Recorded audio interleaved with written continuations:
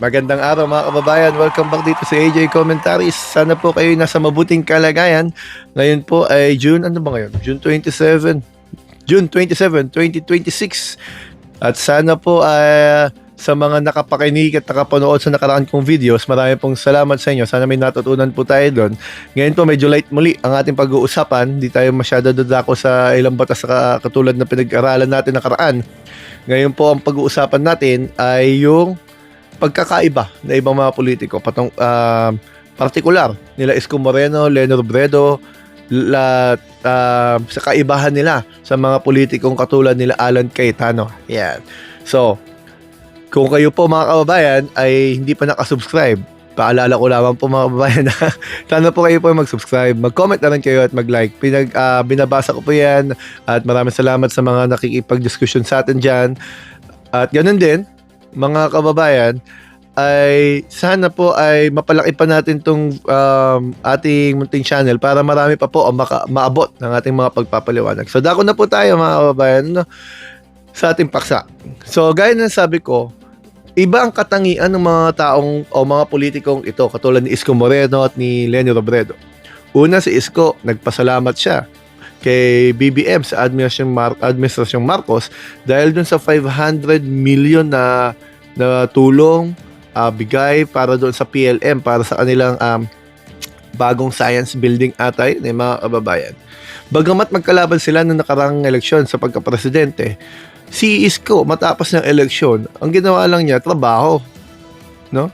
Ay pagtulungan sa national para makapagbigay ng serbisyo sa lokal, sa kanya nasasakupan. Napakagandang ugali, hindi katulad nila ng iba na parang bitter talaga sa lahat na nangyayari, lagi nilang kontra. Nakala mo walang ginawang tama ang gobyerno at administrasyon.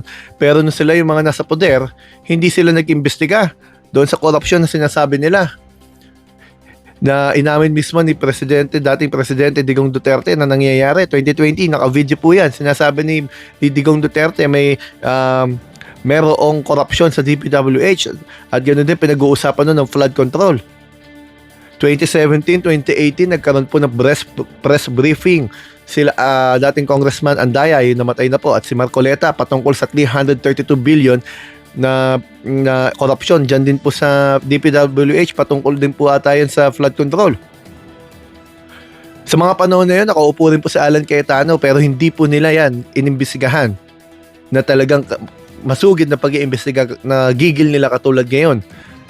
Na bagamat ngayon may mga recommended na kasuhan, may mga nakukulong at hindi tumitigil ang paghahanap ng katotohanan, pinupunto nila na para bang sila lang ang merong kagustuhang makakuha ng katotohanan.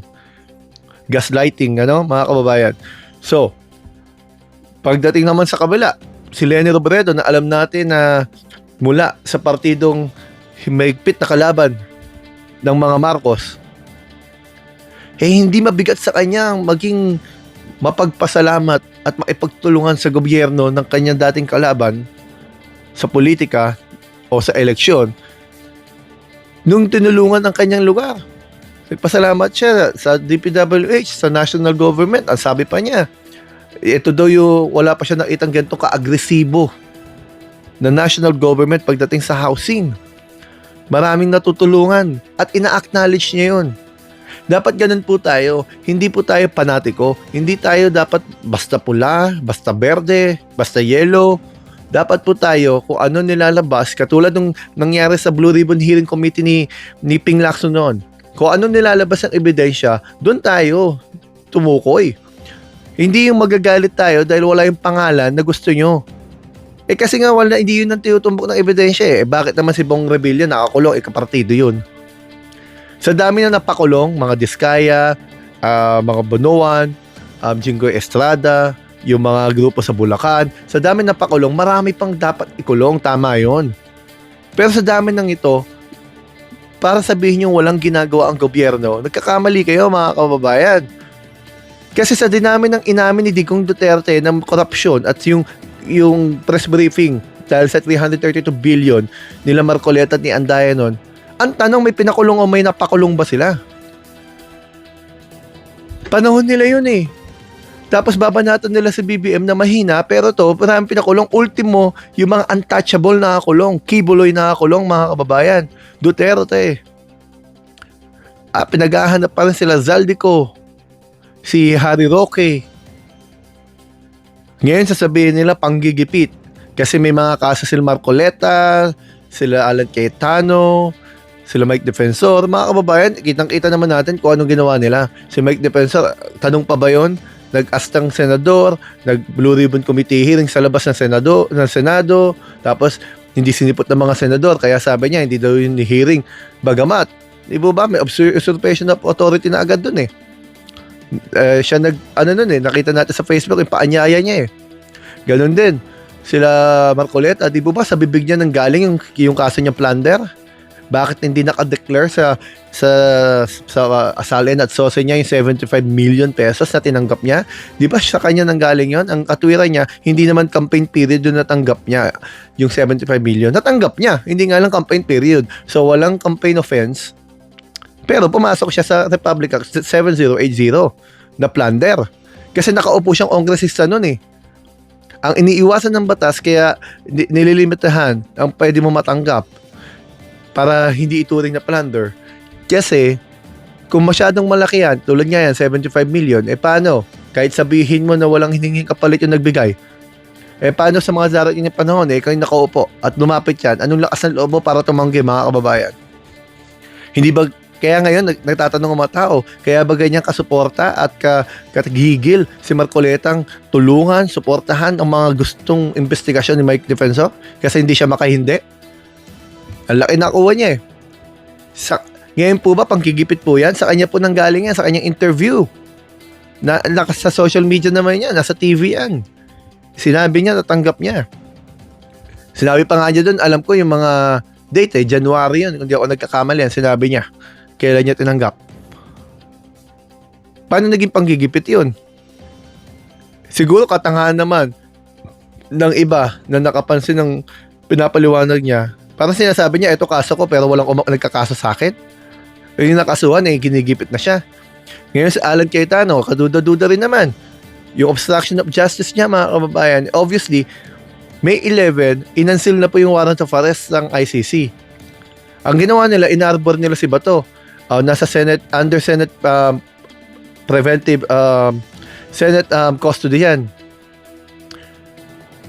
Kumbaga sa inarbor niya si Bato, pero nakalabas si Bato. Kung nasa kustodiyan ng Senado, dapat bantay yan. Ngayon, ang katwiran nila, senador yan, malayang lumabas at pumasok, pero meron niyang may existing warrant of arrest. Hindi nila kinikilala kasi daw hindi local, pero hindi sila, parang hindi kumilala doon. Hayaan mo ang korte mag-decide kung yung pa ay dapat o hindi. Pero ganoon pa man, balik po tayo sa ating paksa. Ano kaibahan nila? Sila Alan Cayetano, grupong to, puro gaslighter. Kapag kayo ang gumawa, mali. Pag sila gumawa, tama. Sila lang may gusto ng katotohanan pero wala silang napakulong sa mga sinasabi nilang dapat imbestigahan na dapat noon pa, panahon pa ni Digong Duterte. Inaamin ni Digong Duterte ay may corruption eh. Tapos ngayon sila lang ang may monopolya at nanggagamit pa pati mga patay, inuhukay para lang sa kanyang naratibo. Na hindi ginawa yan nila Lenny at Isko. Alam niyo po, hindi po ako supporter nila Isko Moreno noon. Pero sa ginagawa nila to, tama eh. Dapat sumuporta ka sa national eh. Hindi rin naman po ako supporter ng mga Lenny Robredo, mga Duterte. Kasi po ako, hindi po ako supporter ng left. Ako po, nag-graduate po ako ng political science, mga kababayan. Nag-abugasya rin ako. Hindi pa tapos ang abugasya ko. Pero, ako po ay conservatism. Right wing po ang aking sinusuportahan. Ang mga right wing po dyan, sila Dick Gordon, Miriam Santiago, sila Tito Soto, right wing po yan. Hindi po ako sumusuporta sa left wing. Ang left wing po yung masyadong progresibo, lalo na yung far left. Hindi po ako supporter ng mga ganon. Sumusuporta lang ako sa sinusulong na tama. Pero yung panatiko, hindi po ako para magbulag-bulagan sa kahit na sino. Ako po ay mananatili doon sa right-wing ideology na pinaniniwalaan at ating sinusuportahan. Hanggang dito po muna mga kababayan. Sana po may natutunan tayo sa pagkakataon ito.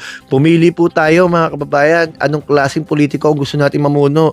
Isang politikong gawa ng gawa at marunong magpasalamat, o isang politikong puro gulo ang gusto pero wala naman pala na ipapasa mga batas, kaperanggot. Ang tagal na sa Senado mga kababayan, tinalo pa ng mga baguhan. Pero madaldal. Hanggang dito na lamang po muna. Maraming po salamat mga kababayan. Salamat po sa inyo.